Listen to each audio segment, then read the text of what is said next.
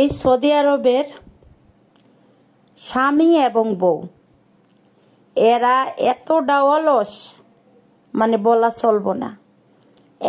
একজনের বাসাতে সব কিছু মানে লড়াইব, মানে বাসার এক রুমের জিনিস আরেক রুমে নিব, আরেক রুমের জিনিস আরেক রুমে নিব। এদের হয়েছে কাজ, হয়েছে খালি এগুলা। নিজেরা তো পারে না, মানুষ দিয়া করায়। টাকা দিয়া করলেও তো কষ্ট লাগে, একা তার করা যায় না। বৈশা থেকে মোবাইল টিপবো আর খালি ফরমাশ করবো, বৈশা থেকে মোবাইল টিপবো আর খালি ফরমাশ করবো, এটা কর সেটা কর সেটা কর সেটা কর। তাই সাথে কর, কেমন লাগে, কষ্টটা লাগে। খালি মোবাইল তো টিপতস ভালোই, খানারই তো খাইতে পারস। খাইয়া তো ফাঁসা দিয়ে একেবারে মোটা মোটা বটকা বটকা বানাই এলাস তোরা। জামাই যেমন উঁচা চড়া লম্বা, বৌড়ি হইছে এমনি উঁচা চড়া লম্বা। টাকা দেশতে কি হয়েছে? টাকা দিলে কি মানুষ হয়েছে বাড়ি কাজ কি একা করতে পারে? একা তো করতে পারে না।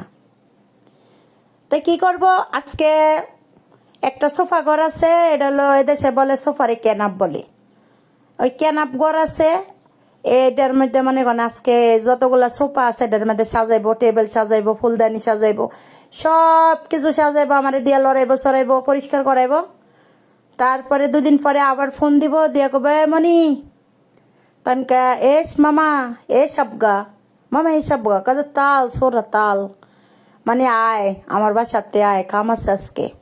আচ্ছা, তারপরে গাড়ি ভাড়া 20 টাকা গাড়ি ভাড়া দিয়া যাই।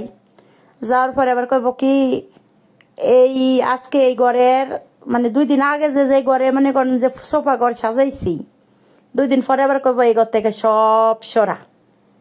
হ্যাঁ, কইব সব সরা। তা আমি পরে কই যে মামা এস মুশকিল আইনতা। পরে আমি জিগাই তোর সমস্যা কি, তুই এই ঘরের জিনিস এই ঘরে নেস, ওই ঘরের জিনিস এই ঘরে নেস। কয় মনি ভাল লাগে না। পরে আবার কি করি জানেন, ওই কি করবো, যেহেতু টাকা দেয় আর পরিশ্রম হইলো করতে হইব, এখানে কিছু বলার নেই। আবার সবগুলা নিয়ে যে আগের ঘরে রাখি, আর আগের ঘরের এই ঘরের যেগুলো আগের ঘরে পার করি ওগুলো আবার এই ঘরে রাখি। এদের টাকা থাকলে যা হয়, এই 2 দিন পরে পরে মনে করেন যে খালি অন্য কোনো কাজ নাই, এই সোফার ঘর খালি পাল্টাইবো, এই রান্নাঘর এই মানে আজকে সবগুলো আমরা তো বলি ওই যে আলমারিরে বলি, আলমারি বলি, এদেশে বলে ডোলাপ। সময় রান্নাঘরে সব ডোলাপগুলা ভরবো, আবার সময় রান্নাঘর থেকে সব বার করব, এই অবস্থা। আর এরা যে কতখানি আলিশা, আরেকটা জিনিস বলি, এই যে আমাদের বাংলাদেশে যদি কোনো মানুষের শরীরে ব্যথা পায়, তা আমরা আছে, এটা যদি আপনাদের যদি কারো জানা না থাকে তা আজকে আমি বলতেছি। আপনারা কি করবেন, বাংলাদেশে যে আকন্দের পাতা আছে, যদি কোনো মানুষে কোনোভাবে কোনো সমস্যার কারণে যদি ব্যথা পান, হাঁটুতে ব্যথা পান, গিরায় ব্যথা পান, কোনো জায়গায় ব্যথা পান, আকন্দের পাতা দিয়া সেক দিবেন। আকন্দের পাতা প্রচুর ব্যথার জন্য প্রচুর ভালো। তে এইখানে এক সৌদির ঘাড়ে ব্যথা পাইছে, তো আমারে বলতেছে যে হইছে আমার ঘাড়ে তো ব্যথা পাইছি, তা আমার একটু ঘাড়টা ডইলে দে। তা আমি কইছি যে ঠিক আছে, সমস্যা নাই, এই লাগবো আকন্দের পাতা। পরে আকন্দের পাতা তো চিনে না, আর আকন্দের পাতার নাম আরবি কি হেও আমি জানি না। পরে লাগবো কইছি লাগবো আকন্দের পাতা, লাগবো হইছে কয়লা, কয়লা লাগবো, এদেশে কয়লারে পাহাম কয়, পাহাম লাগবো। আর হইছে পাহামটা রাখার একটা জায়গা লাগবো, যে গরম করে একটা রাখার জায়গা লাগবো। আর সরিষার তেল, আর হইছে নাম যে রসুন থেতি কইরা সরিষার তেল লাগবো। আর হইছে আকন্দের পাতা লাগবো। পরে আকন্দের পাতা তো চিনে না, পরে আমি মোবাইলে ইউটিউবে সার্চ দিয়া আকন্দের পাতা হইছে দেখাইছি যে এটা ও দাহিন আরেব, দাহিন আরেব, দাহিন মালুম মনি, দাহিন মালুম।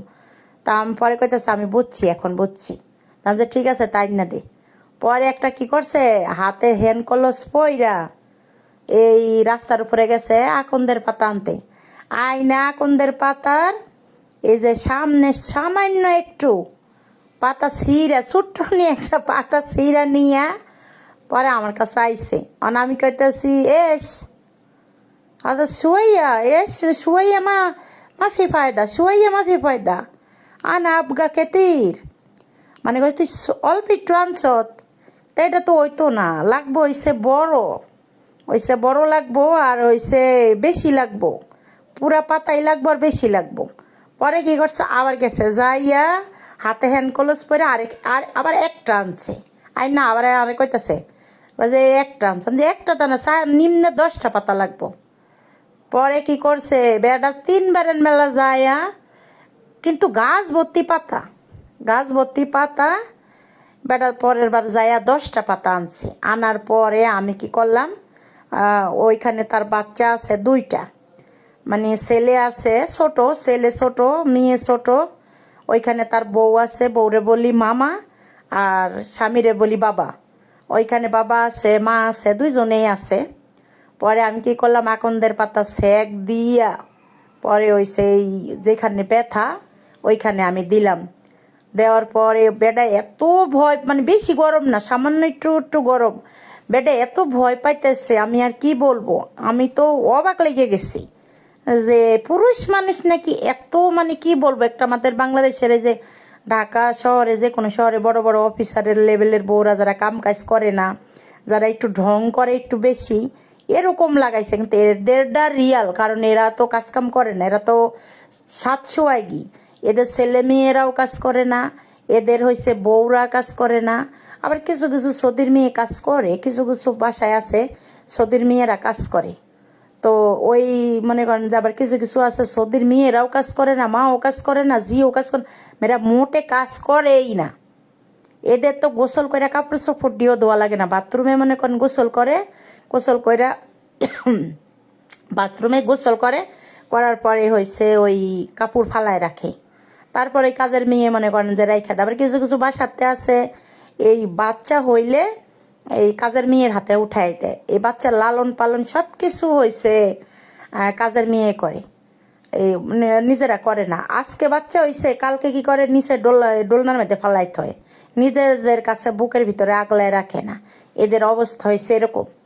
তারপরে আমি ওরে যখন বলছি, পরে আকন্দের পাতা নিয়ে আসছে, আমি আকন্দের পাতা দিয়া হচ্ছে আমি তার সালিডা সেক দিয়ে দিছি। আর আমি বলছি যে দেখ তোর এই ব্যথা আমার 3 দিন লাগবে সারাইতে। আমি 3 দিন আকন্দের পাতা দিয়া সেক দিছি।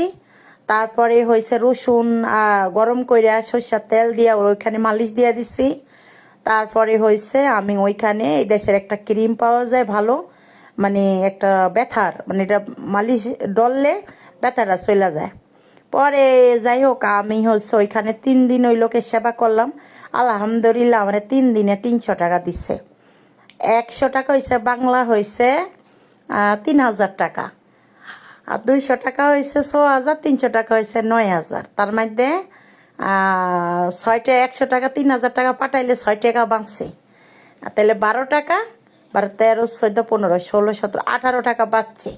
9000 টাকা 18 টাকা বাঁচছে, তার মানে প্রায় 10,000 টাকার মতো হয়, 10,000 টাকার মতো হয়। তে আমি 3 দিনে এই ডললে সামান্য, আমি বেশিক্ষণ ডলি নাই, ডলছিও মনে করেন যে তো 15-20 মিনিট, 10,000 টাকা বাংলা পাইছি। এদের দেশে তো এদের কাছে এদের টাকা কিছু না, 100 টাকা তো এদের কাছে কিছু না এদের দেশে। কিন্তু আমাদের কাছে তো 100 টাকা আহামারি অনেক কিছু, 10,000 টাকা মানে কি অনেক কিছু।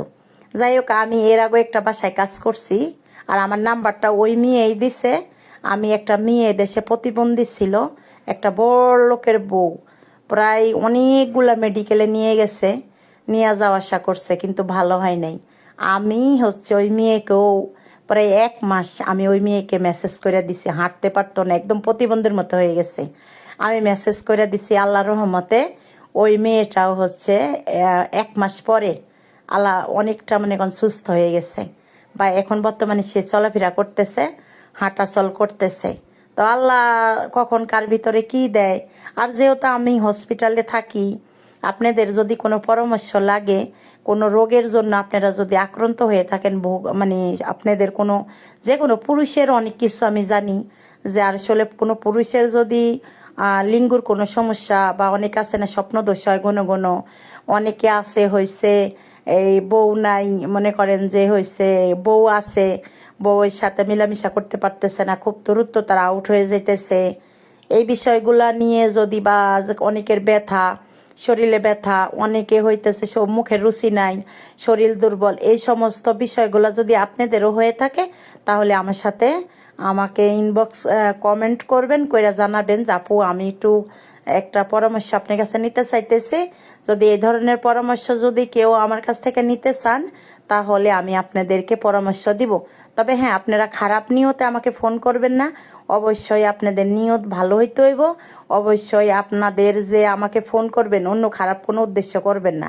পরামর্শ নেওয়ার জন্য